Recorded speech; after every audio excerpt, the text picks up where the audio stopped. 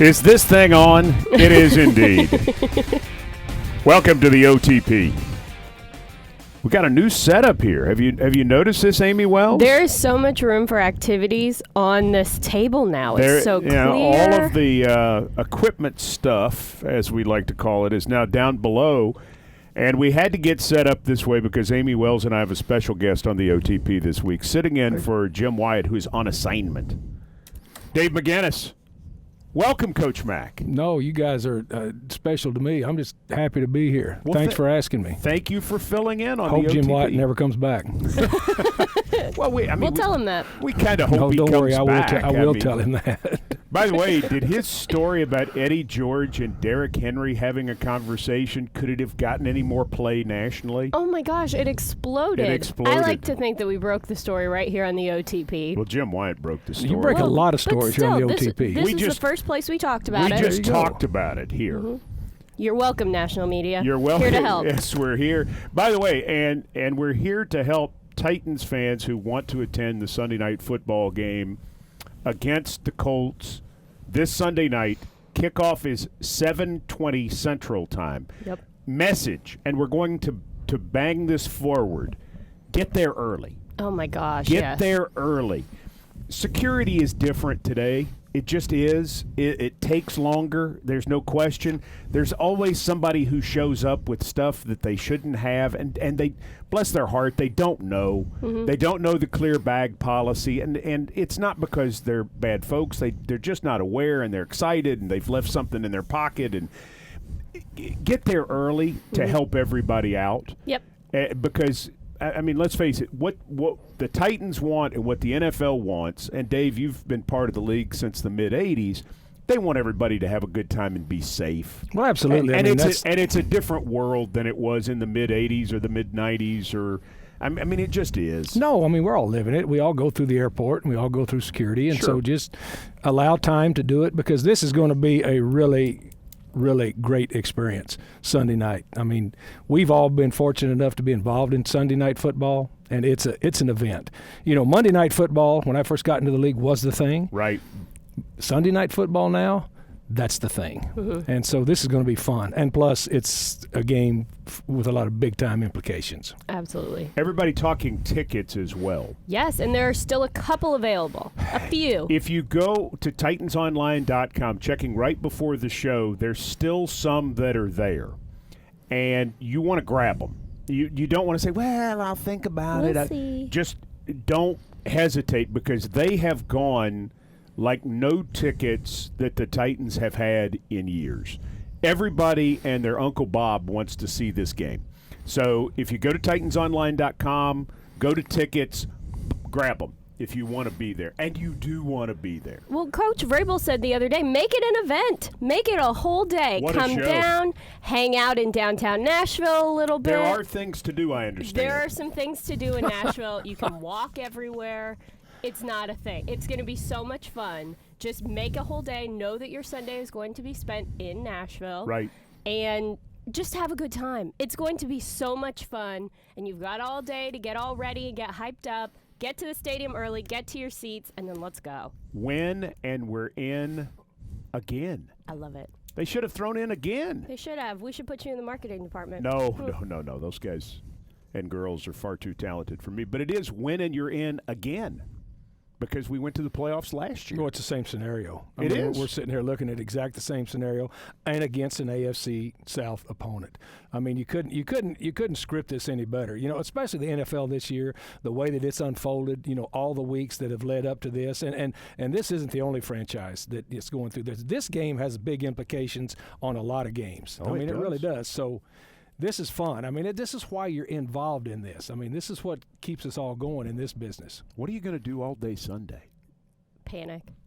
Pace, probably. Me? Yes. Get ready for the ball game. I know. I'll watch a few ball games. I always like to get over to the stadium early. Mm-hmm. I mean, I've always been an early guy to the stadium, and for my however long plus years in this league a lot. I've always gone on the first bus. And so I like to get over there early and just get a feel for it and get set up. And then plus, there's a lot that goes on before an NFL football game, just in the setup and everything. I mean, I love being a part of all of that action and everything that's going on. So what the game's at 7. What time's exact kickoff? 7:20. Okay, I'll probably airtime on Titans I'll probably Radio. get to the stadium about 10:20 in the morning, so that's where I'll be. Mike Keith, what are you going to do on Sunday? I don't know. The guy that I worked for years at the University of Tennessee, John Ward, was just like you. He got to the games, hours before. He liked to watch the band come out and warm up. He liked to watch everything be set up. He liked to walk around. Hours. I can't do that. I can't do it either. I would absolutely lose my mind. Now, I'm up early. I'm up really early, but I can't. I would lose it. I get real squirrely. And I think I would start to bother other people who are actually doing their jobs while I'm just kind of waiting to start my job because I'm just kind of nervous and fidgety, and I can't eat or anything because that. I don't eat. You guys have traveled. We've been together now for a couple of seasons, and when we go on the road games, how it seems like when we go in, I know all the security workers. I know all the janitors. I know, yeah. But you know why? Because I used to get to the stadium early, and they would talk with them. Those are the dudes, and most of these people in the National Football League with those jobs, they stay around a long time. So, yeah, those are my people. Well, I get there 3 hours before, maybe 2.5 to 3 hours before, because otherwise I'm just going to pop. Yeah. I want to, fight somebody or something beforehand. Mike Keith, if you want to fight, don't come. Because I'm just there. I'm just there talking with people. I have never literally fought with anybody. I would jump in and help you, but we don't need to fight before the game. Not really ever. Almost one time in Jacksonville, but that's another story. Yeah, that sounds about right. No, that's not true. All right, let's talk about the state of the Titans entering this game, Dave McGinnis.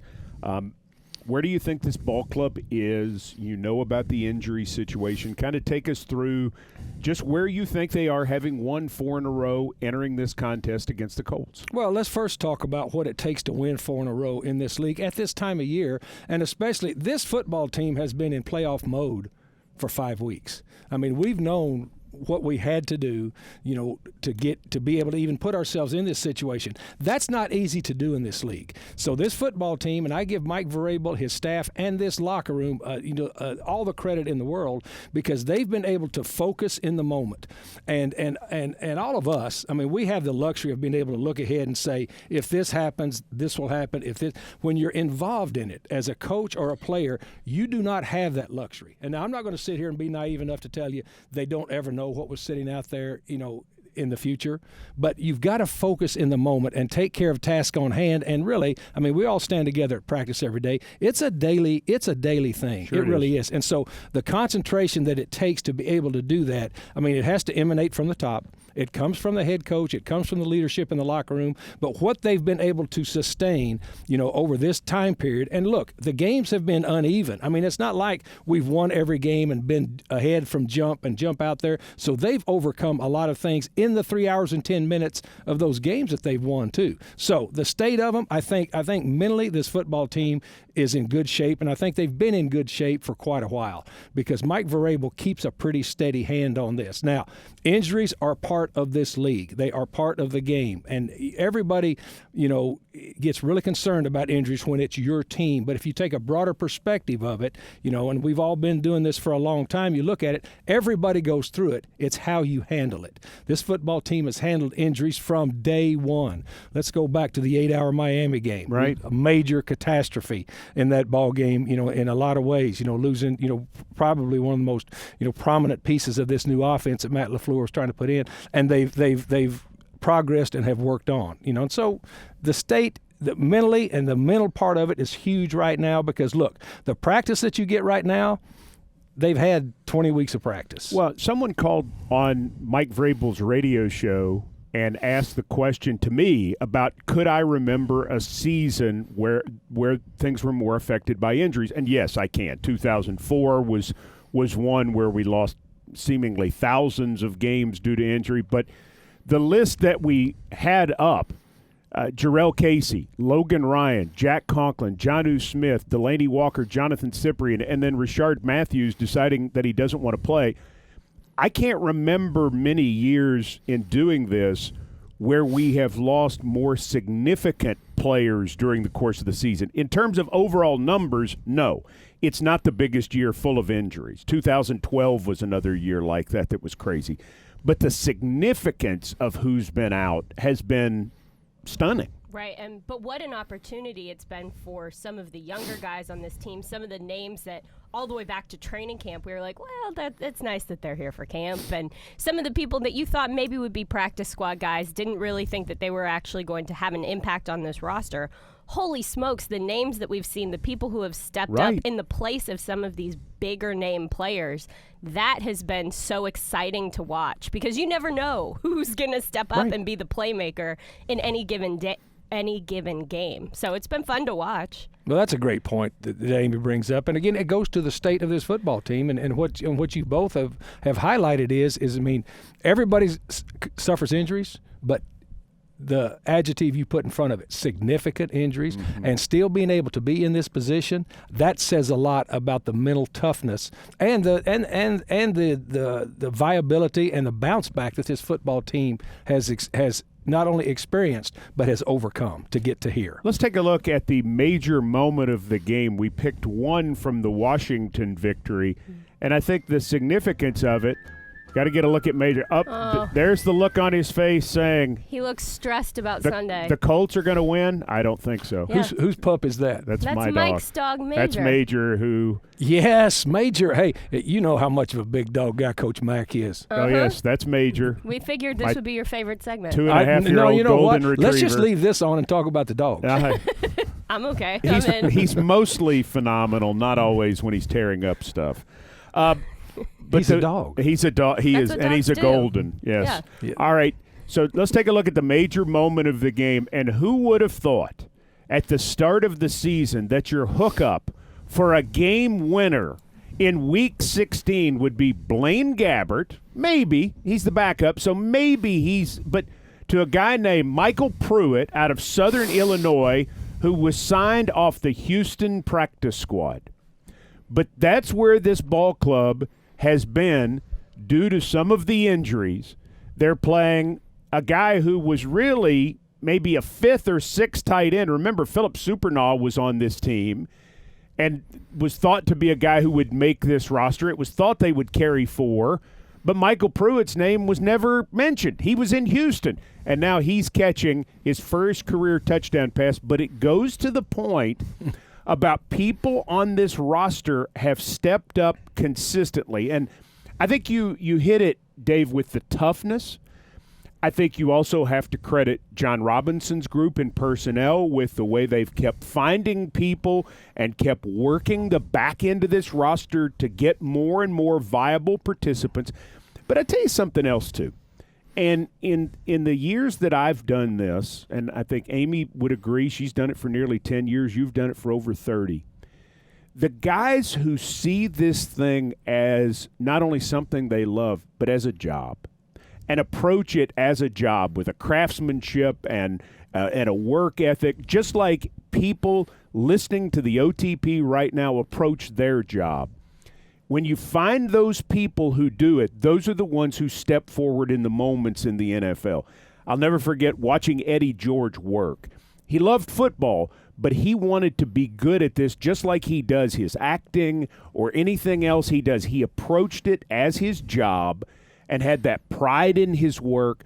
I think that's one of the things that John Robinson and Mike Vrabel have both instilled in this particular roster, and they found people who care. No, and that's the biggest thing. And, I mean, you can boil it down to coach speak. I mean, all the years you're at the Combine, one of the boxes that you really check, and one of the things you glean from the 15 minutes of interviews when you have them in the Combine, you can't, really dig into it. I mean, that goes later on, but you can get a sense, does he – and it's this simple with this phrase – does he love ball? Mm-hmm. And that's a lot that goes into it. One of the highest compliments you can pay an athlete – that's making their living is that he's a true pro. And the last thing that being a professional is about is getting paid. That's the last thing that being a professional is about. A professional encompasses all of those things that you just talked about, and that happens on a daily basis. And it happens on a daily basis as soon as you come in the door of the facility, wherever you are. That's when you know you have true pros. And I give John Robinson a lot of credit for finding true pros. And again, you don't have to be a first-round draft pick to be a true pro. And I give Mike Vrabel credit because Mike Vrabel was a true pro. Absolutely. And he knows what it entails. And that is so true. The other thing that I like about this play, that was a big play in this game, right? Matt LaFleur, first-year coordinator, you know what? Packed them all in there tight. Everybody in the stadium's in there between the tackles. We all were thinking Henry's going to get the football. He had enough confidence in those guys to say, "Here's what we're going to run. We're going to run play action, roll boot, wham, Pruitt, get open in the back of the end zone." That, to me, when the players know that the coaches have confidence in them to put them in those situations and then to allow them to perform in those situations, that means everything. That started in training camp where Mike Vrabel, he would promote guys after good practices, right. 2 or 3. And so when you're in this locker room, I'm not just a second or third team, or I'm not just here to try to fill space. I'm not just here to be a, quote, camp guy. I've got a chance to be a part of this. That all comes into this culture. Well, and I think that the thing that has struck me about this locker room and the guys that they continue to bring in is the consistency. I mean, it's on the walls everywhere around here. Tough, team first, dependable. Right. All of those things that we've heard a million different times as traits that they're looking for a Tennessee Titan. And every single guy in that locker room, no matter where you are on a depth chart, embodies those things. And so I think it makes it really easy for this coaching staff to trust them because they see the way they work, they see the way they grind, they see the mentality, and they know that they embody the traits that the Titans are looking for. So I think that is completely to credit to John Robinson and all the scouts and the guys who are bringing these people in consistently.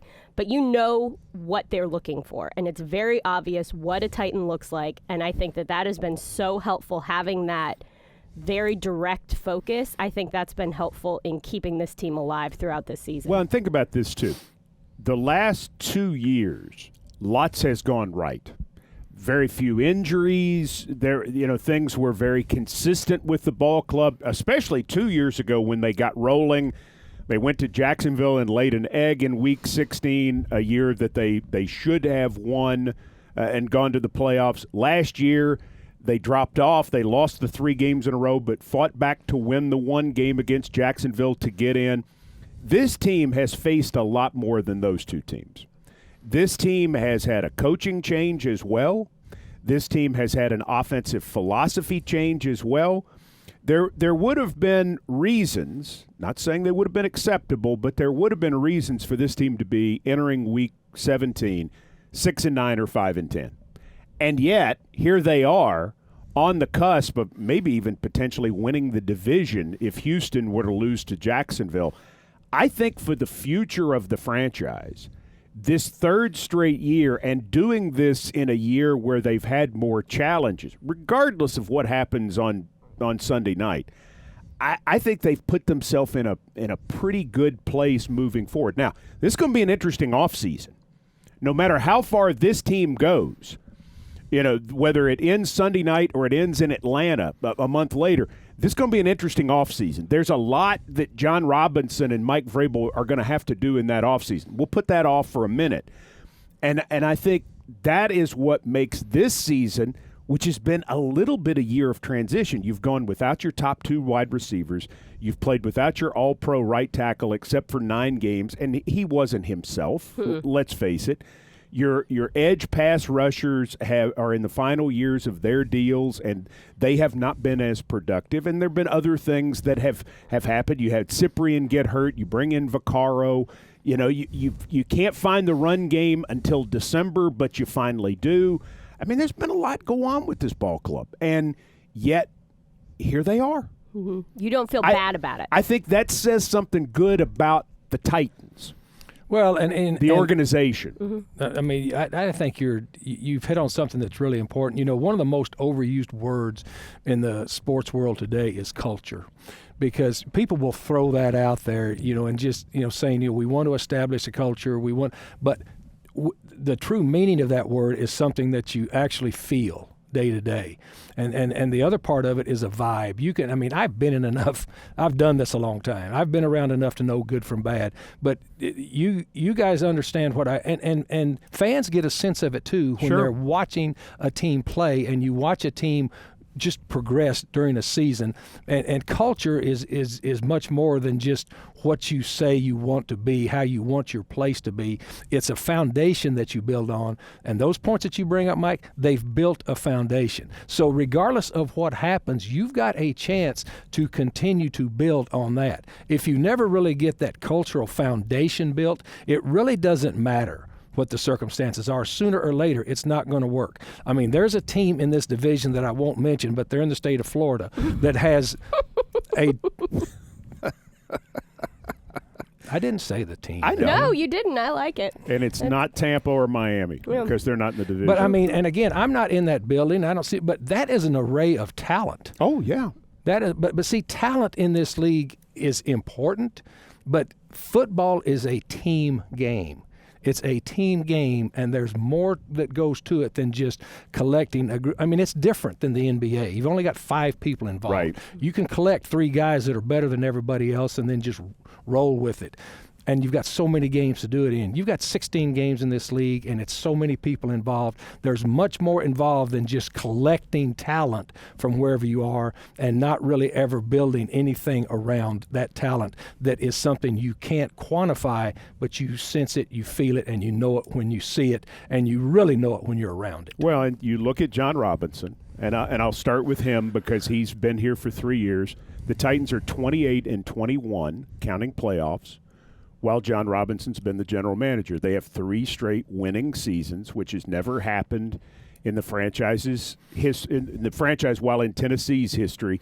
The consistency of where they are and the expectation and finding the sorts of guys that fit. Now, he doesn't think he's through by any stretch of the imagination. I think we've touched on that. But to have that base laid, to have that foundation in place, I think that's what's enabled them to get to this point. And what an opportunity. Oh, my gosh. I mean, to win this one in front of this fan base, and we've said it, you know, there aren't many tickets available. This is going to be the biggest crowd here in years. It's the first time for Sunday Night Football since a game in 2009 that the Titans ironically lost to Peyton Manning and the Colts. I mean, nice. it's a big chance. But you have this big chance because of the consistency that you're talking about. Well, absolutely, and we've all 3 hit on it. And I mean, we're all 3 here every day. I mean, we feel it, we know it, you can sense it. But I mean, just when you watch, and you talk about John Robinson again. I've done this a lot. John Robinson at his core is a football guy. Mm-hmm.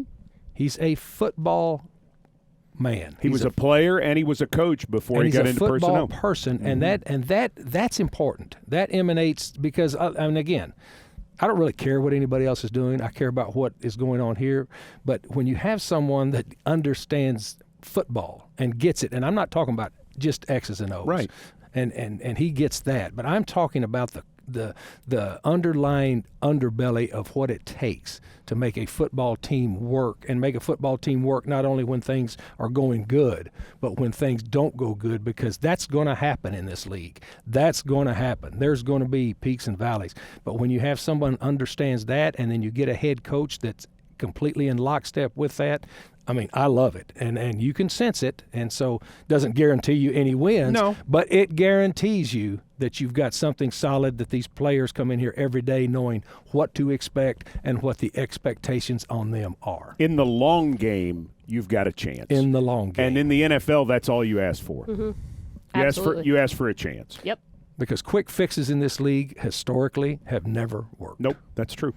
All right, let's take a look at the roster moves that the Titans have made. We move to that now, as they've had to make a couple during the course of this week, and there was one on offense and there was one defensively. LaTroy Lewis was called up from the practice squad. LaTroy Lewis out of the University of Tennessee, somebody that Mike Vrabel knew well because he had been on their practice squad. Outside linebacker, 6'3", 255 pounds.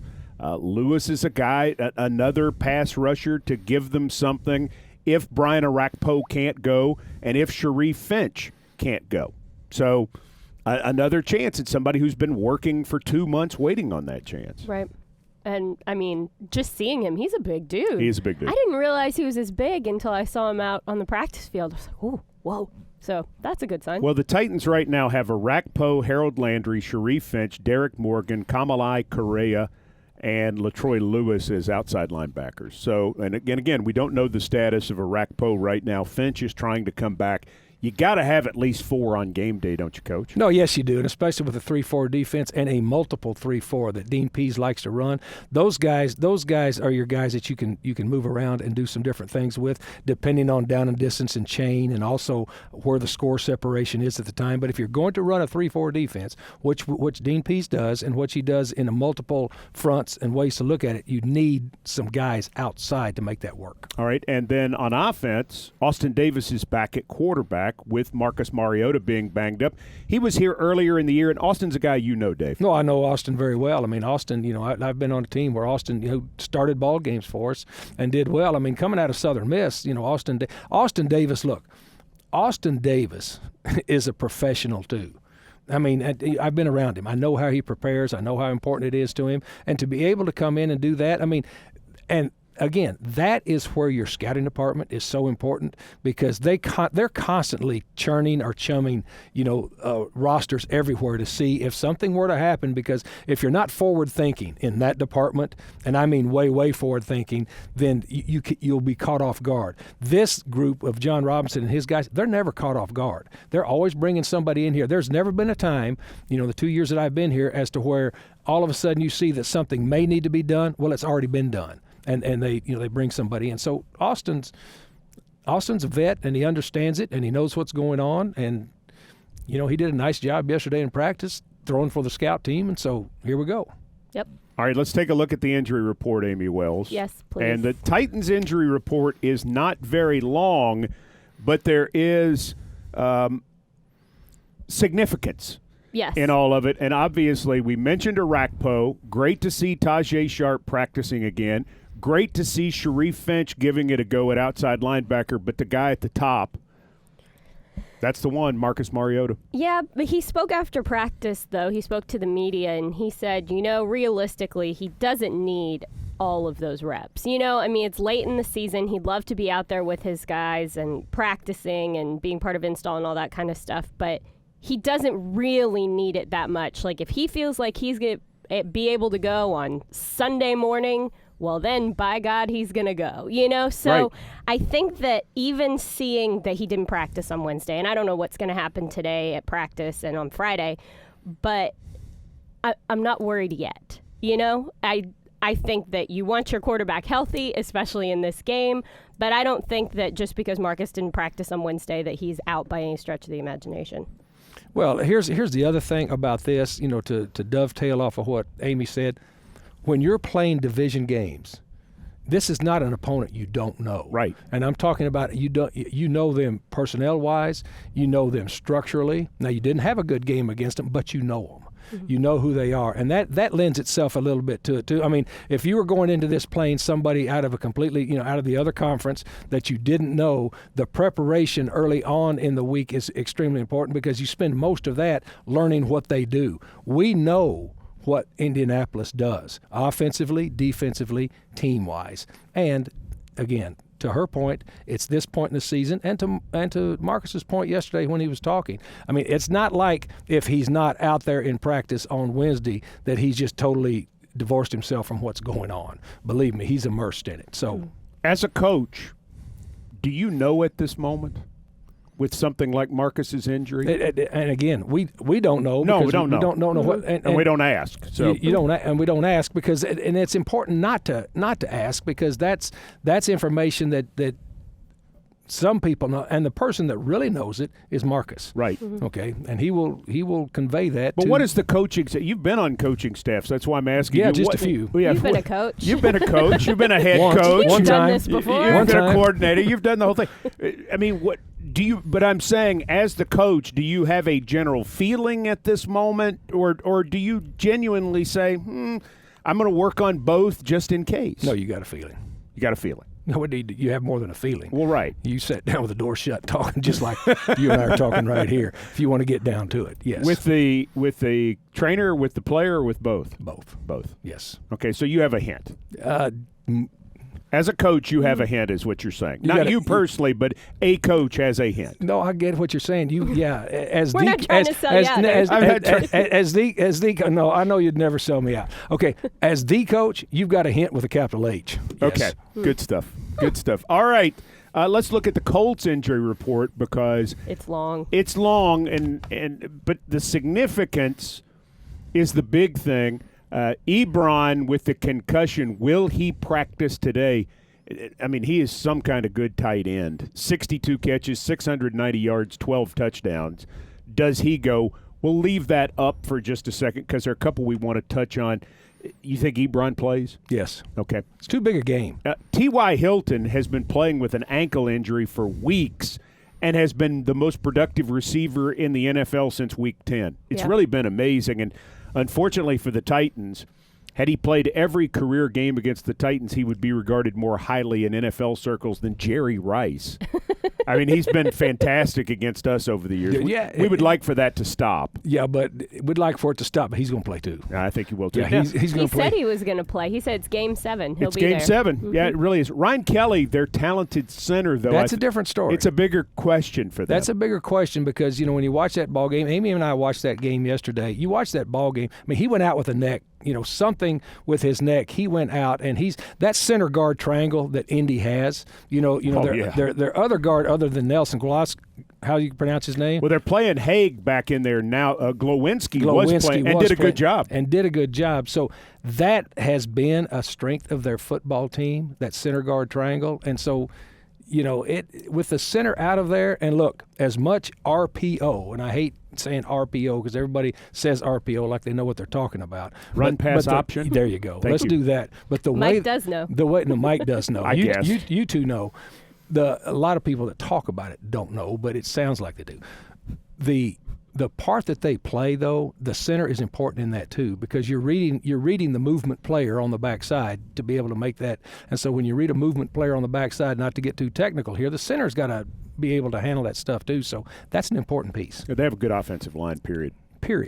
Can I ask a quick question about this injury report? Sure. What do we think happened to my man Jabal? Sheared? Yeah, and his teeth. He's just listed on here as teeth. I'm worried about him. That sounds painful. Maybe he had a whitening procedure. Maybe he had to go get them all shined up. In all seriousness, I bet it's probably something to do with wisdom teeth. And that's for most of us, especially. But wouldn't that just be like a non-football injury, or wouldn't that be like an illness or something? I've never ever seen it listed on here as teeth. They might have had to take one. You've had players. Can I just chime in on this? Yeah. And I know this is a very serious podcast that we do here. Yes, it is. It is. I mean, but look, I've been a coach first of all, they would put teeth, and it probably is, but the National Football League, you have to document everything. Right. Or else you'll get fined. And yes, you will. And when I was the head coach at Arizona, I had a player that I had to put down as throat that missed a game because he got a turkey bone stuck in his throat after Thanksgiving.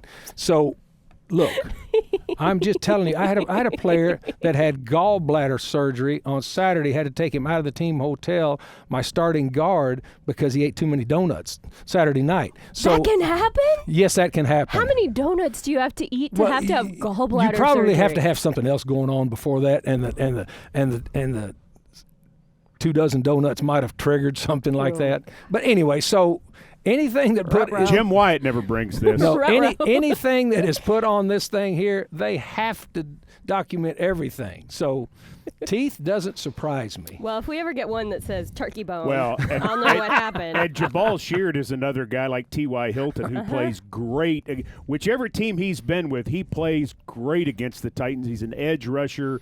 He brings it. I'm sure he's going to be there on Sunday. Well, I'm hoping his teeth are maybe bothering him on Sunday. Little teeth wound. Look, he'll be there. Yeah.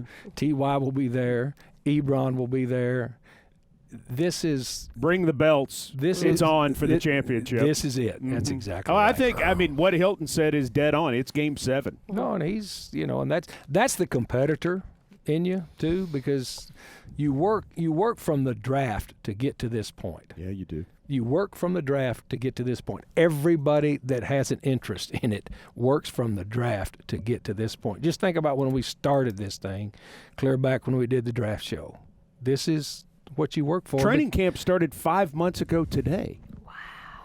Do you even remember the start of training camp? I was a whole different person 5 months ago. I don't even know that girl anymore. And it's it's really incredible when you think about it, and all the years that I've done this, how fast it goes. Mm-hmm. Isn't it? I mean, it goes fast because you're in something that's so critical and it's so time sensitive, and the urgency of the moment is on you every week that you do it, and then you're on to the next one. You're on, and there's no other league like this because you only play 16 of these.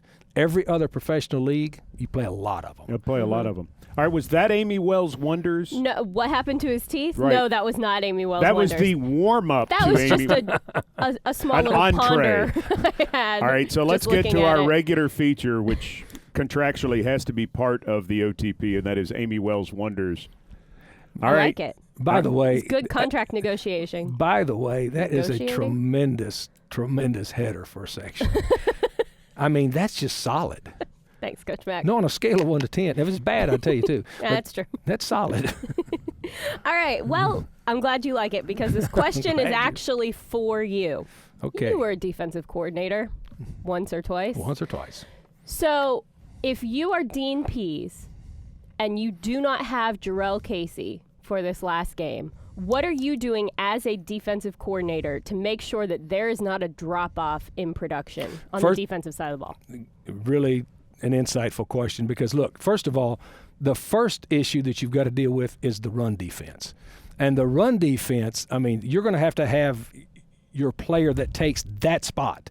Whoever the player is that takes that spot, he's got to perform because, look, Jarrell, first of all, doesn't just make plays sacking the quarterback. And I'll get to the pass part of it in just a second here.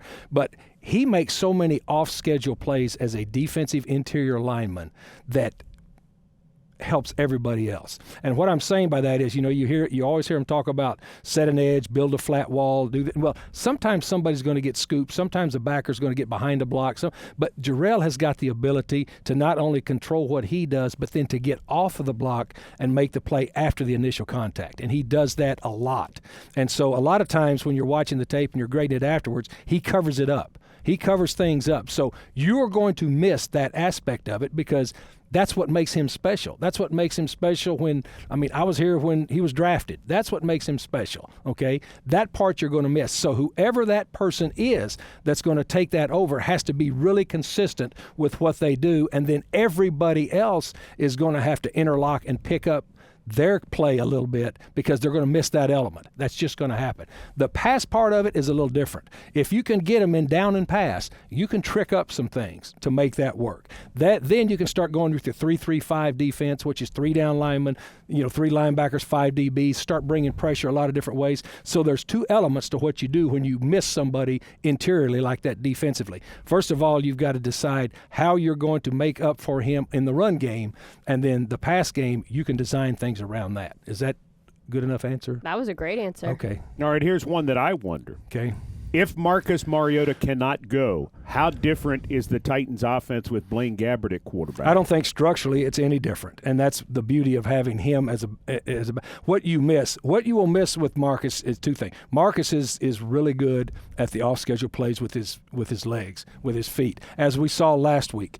How Josh Johnson was. When you've got a quarterback that can make unscheduled plays with his feet, it puts an added stress on the defense. If you're going to stop a quarterback that's able to do that unscheduled stuff, then you force a defensive signal caller to bring somebody down from the back end to the front to be able to spy him, or that somebody you've got to dedicate to him, all right? Now, Blaine can run. He doesn't have the elusiveness that Marcus does. That's the difference. Blaine Gabbert can run. I mean, he's a good athlete, can run. Remember the combine? Yeah. No. That's there. But Marcus has got an innate ability to be elusive. I mean, we saw him in this last game, make 2 corkscrew moves to get out and then run for a first down.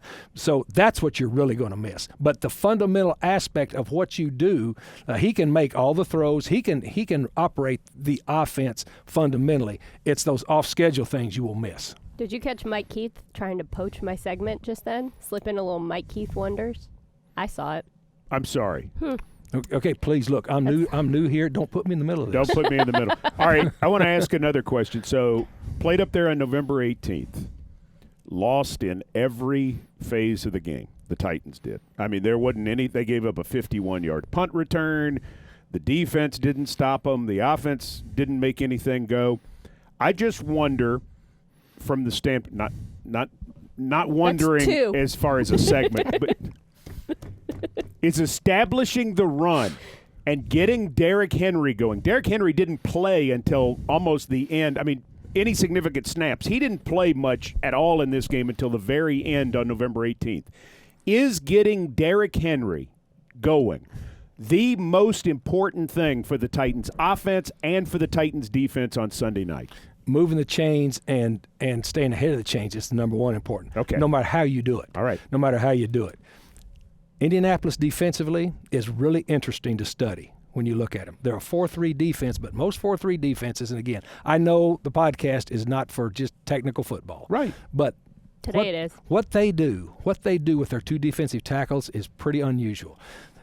Normally in a 4-3 defense, you're going to play a 3 technique, which is an outside shade to the guard to the tight end side, and you're going to play a 1 technique, which is a defensive lineman between the A gap on the open side, okay? So you've got a spread there. They have taken both of their defensive tackles because they don't really feel like they have a real 3 technique that can play on the outside shade and can make moves and do things like Jarrell Casey can, right, like Aaron Donald can. So what they've done, they've taken those players and moved them to what we call 2 eyes, which are inside shades on the inside shoulder of the guard. It's not the outside shoulder of the center. It's not like a short yardage defense or a goal line defense where they squeeze the center, but they've got them on the inside shades of the guards, and then they are running game stunts with those people. And that's why Darius Leonard is a will linebacker who usually lines up on the open side, all right, in a 4-3 defense. That's why Darius Leonard is having such a great year, because what they're doing, their linebackers are scrape and flow linebackers. They're scrape and flow linebackers, and with the alignment that Eberflus is using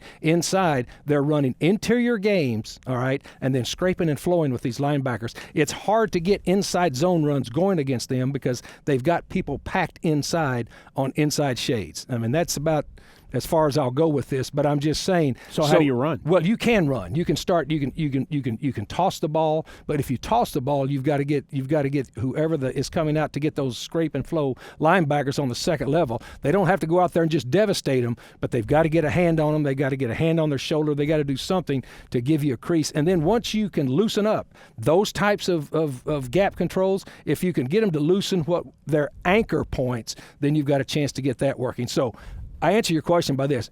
Absolutely, it's important to get Derrick Henry going, but the most important thing to get going is success on first down against these people. So who's got to step up? The offensive line. O-line. Holy smokes. It sounds like that's going to be one of the biggest keys for this Titans team, is for the offensive line to be assignment sound. And that's a great, I mean, you hit it. You hit it. Because when they're moving those people around, identifying and hat on a hat.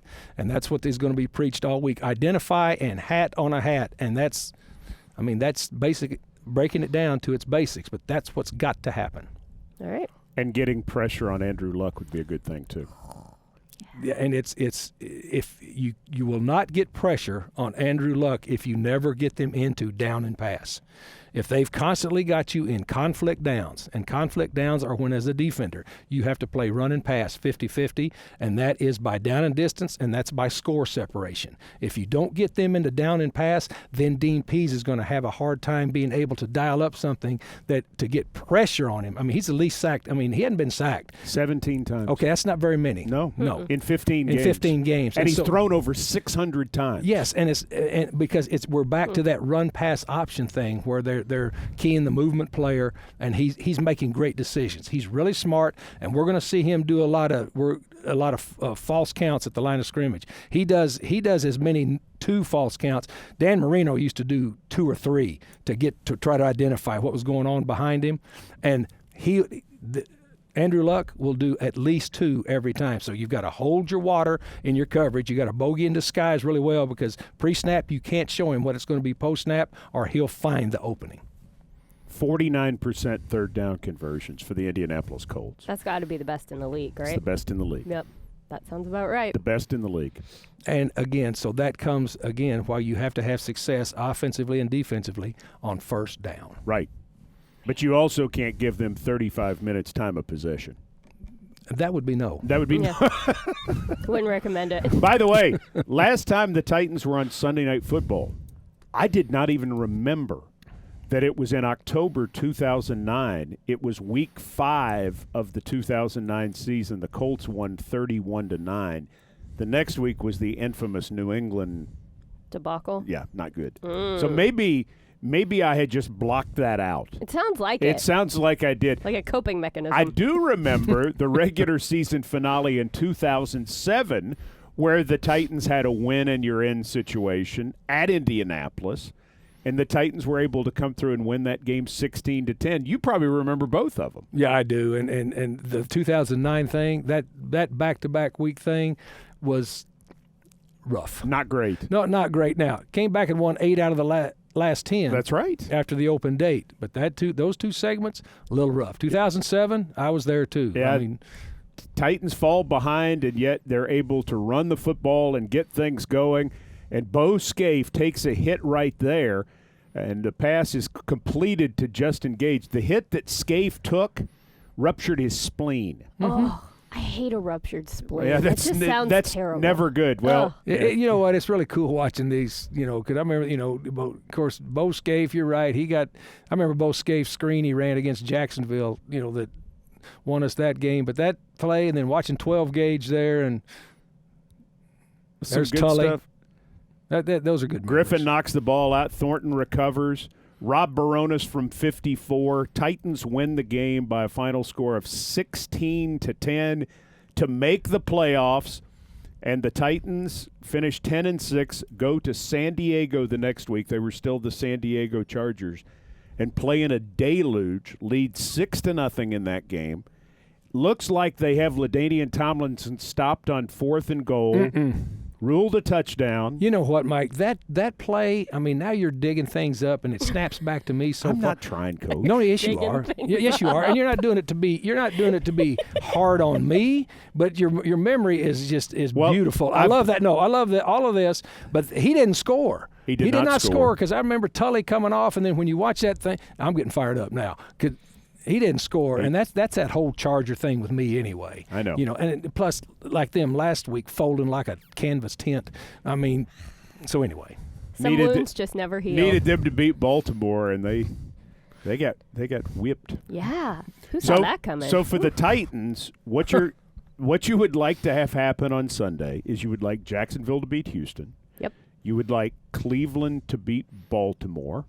That would work okay. That's possible. You would like for the Jets to beat the Patriots. Less likely, but, the Jets always play. Yeah. And if Tennessee clinches a first-round bye, if they win and all of that happens, the Titans are the number 2 seed. They win the South. If the Titans win and Houston loses and the Titans clinch a playoff berth, if they knock off the Colts, it is win and you're in again. How crazy would it be to go through this entire season with the highs and the lows? Be 5-6 at one point. And then end up being the number 2 seed. It's so great just listening to those scenarios. I mean, how much fun is this sitting here? I love it. No, I mean, you can't help but love it when you're in it. I mean, that's what makes it worthwhile. I mean, I may go to the stadium today and sit and get ready. Just All right. sit over there. Well, and that falls in line with our theme. Get there early. Yeah, not that early. Not necessarily They're playing that the Music early. City Bowl tomorrow. That's so. right. Well, you doubleheader, back to back. the Boilers and the Tigers. There you go. Yeah, I might be there for that one too. Just bring a sleeping bag. Sleeping bag. All right. So again, get there early on Sunday. We're on the air with Titans Radio at 6:30 Central. Kickoff is 7:20 Central. Make sure and tune in to a Titans radio station for the broadcast. But again, get there early. If you're interested in tickets, go to titansonline.com right now. Absolutely, but you have to go now, like now, because they're selling like hotcakes. They are going. They are going quickly. The giveaway, the Titans 2019 calendar. How useful. It's for the new year. We get you straight on that. Keith Urban is the 12th Titan. He sure is. Big And name. so lots of things going on as the whole country watches Nashville for the first time in 9 years, which is exciting, and for what will be the first of two big shows for Nashville coming up in the next 4 months. Of course, the NFL Draft. That's going to be a big deal. Nashville's so cool right now, let me just say. April the 25th through the 27th. And that's going to be fun too. But just, for this moment right now is what we're looking at. I mean, it doesn't get much bigger than this at this time in the season. It really doesn't. Playing you're in, Game 7, whatever metaphor you want to put on it, this is why we're in it. And look, all the years, this is my 10th year to live in Nash Vegas here. They do big things big. This is a big thing. Let's do it big. And how does the crowd help the defense? Oh, I mean, explain it. That crowd last week was really good. Mm-hmm. And look, I mean, I've lived it. I've lived it for years, 30 plus. The crowd is so important, especially nowadays with all the checks at the line of scrimmages that offenses are making. It is so critical, and it's so big, and it's so huge. And then let's flip to the defensive side of it. Defense, it's played technically, but it's also played with just unbridled emotion. Right. And defense is. That's why I love it. It's an unbridled emotion type of thing. And the fans, when they get cranked, when your defense is out there, and then the defense makes a successful play, the place blows up. That crowd last week was good. It was great. They were loud. They were great. I love the fact that you do all the broadcasts with the windows open. I do. I love it. And then that's all part of it. The crowd is a huge part in the National Football League. Was it last year that the crowd was so loud that they were able to pull someone 3 times, get them to jump? Oh, yeah. What was that? Yeah, that's happened. Well, and it was and awesome. Listen, Nissan Stadium used to be famous for that. It gets loud. It used to be the place, and then the Seahawks Stadium sort of took that over a little bit. Maybe Nissan Stadium can reclaim something Sunday night. Nissan can do that. And the Seahawks, I've played up there a lot of times too when I was in the NFC West. That thing is built for it. Right. They cantilevered the top. On purpose. On purpose, to bring it down in there. But this stadium, I've been in this stadium when you couldn't even hear yourself. I've been in this stadium when you're on the headset where it's hard to hear over the headset. That's what we want. That's good stuff. All right, so follow Jim Wyatt on Twitter at jwyattsports.com. Tell him you're annoyed he's not here. Well, who's never coming back. He'll come back. Follow Amy Wells on Twitter at Titans Amy. And that's AMIE. You made the Jim Wyatt mailbag column. Cool. Hank from Hohenwald, I think, wrote in, but he spelled your name AMI. Oh, that's a new one. Yeah, Titans Amy is AMIE. Yeah. Use the E, Hank. It's not hard. It's only 4 letters. Little counterintuitive, but not super hard. Yeah. Pure Prairie League, right? Yes. Yes. Song I was named after. Yes. There you go. Little Thanks Amy for doing trivia. this. Guys, this was a pleasure. We love having you. We love having you on Titans Radio, and also when you do Titans All Access Beneath the Surface. That's fantastic. Well, it's just fun. It's just ball, and I like doing it here. I really do. This is really a cool setup. It's a nice studio. Isn't it nice? No, and plus I'm sitting there looking. It looks like a NASA control center in there. It's big time. It's big time. How about some music? See if I can do that. Aw, man. Say hit the music. If they're paying, they're out there eating. They're eating munchkins. donuts. Yeah, they're eating. Watch your gallbladders, guys. Yeah, they're eating munchkins from Dunkin' Donuts. Remember, it's Tighten Up Thursday. Oh, it Medium is. coffee for just $1 if you're a Dunkin' Donuts Perks member. I might go get me some after the show. $1. You do have to pay I'll tax give you on it. $2, Amy. Bring me one. Okay. All right. Thank you.